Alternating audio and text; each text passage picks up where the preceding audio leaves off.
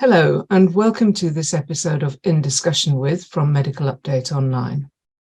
Today, I'm talking to Mr. John Armitstead about providing pharmacy services in the aftermath of a hurricane.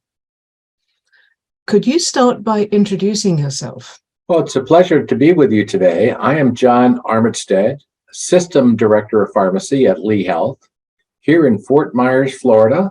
We also cover Cape Coral as well as Estero, Florida, but we're based in Fort Myers, Florida. And could you give us a brief overview of your role? As the System Director of Pharmacy at Lee Health, I'm responsible for 400 pharmacy employees in 15 different sites, 5 of which are hospitals. And then there's a micro hospital, home infusion. I've got a mail order pharmacy. I've got a infusion site pharmacy as well. And providing care delivery to the citizens of Lee County, Florida. Now, on September the 28th, 2022, Hurricane Ian made landfall at Fort Myers. And I want to talk about the pharmacy services that were provided in the emergency situation after that. But first, could you remind us where Fort Myers is, please? Fort Myers, Florida, is on the southwest portion of the Florida Peninsula. So we are to the south would be the Straits of Florida and the country of Cuba. And to the west of us would be the Gulf of Mexico. An interesting fact is that we are closer to the capital of Cuba in Havana than we are our own state capital in Tallahassee, Florida. So we are pretty far south in Florida, and particularly we're on the southwest side, on the Gulf of Mexico side of Florida. Now, what happened on September the 28th, and how did that fit with the hurricane season? Well, on that day in September, we saw landfall from Hurricane Ian. But interestingly enough, we've got to make preparations well before landfall to be able to prepare for a hurricane. In fact, our hurricane season in this area of the world, and particularly in Florida, starts from June 1st to November 1st. So to the optimist, you might call that a rainy season.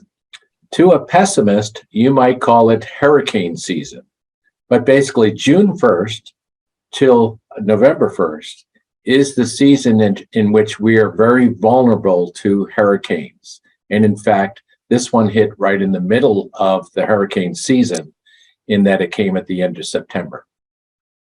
Could you tell us a bit more about what happened on that day and how you made preparations for the hurricane? It's interesting that you ask about what happened on that day, but actually preparations start even prior to hurricane season each and every year in regards to the pharmacy. As a matter of fact, we established a hurricane pack or a wish list of pharmaceuticals that we might need prior to a hurricane from our wholesaler, and we established that list. We actually don't order the list in before June, but we established what that preset order would be to get us through a hurricane period if one does in fact come. So we start preparations for a hurricane each year in about April or May, and we look at the list of drugs that we might want to special order in the event that a hurricane is going to hit. We established that list prior to hurricane season. Now, we don't order it then, but we watch the tropics, and most of the hurricanes in this area of the country, actually, they begin by spinning off the western portion of Africa. So I can tell you that our weather reports, we watch for the possibility of hurricanes all season during that time period. And then if one is starting to approach and looks like it will make landfall in Florida, we would order the hurricane pack prior to the hurricane arriving.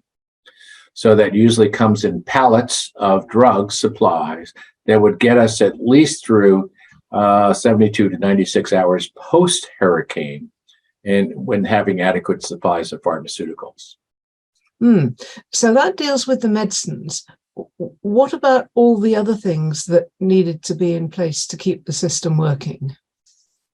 The next aspect is that we have list of employees. Every employee at Lee Health is either in Team A or in Team B. Team A employees are physically present in the hospital during the hurricane. And so that means Team A people need to be called in to say they were activating Team A, and they would come in and usually spend anywhere from 24 to 48 to maybe 72 hours in the hospital, and even sleeping in the hospital during that time frame. Employees in Team B come in after the roads are cleared or after the hurricane has passed, and it is safe to come to the hospital, but Team B comes in, replaces Team A after the hurricane.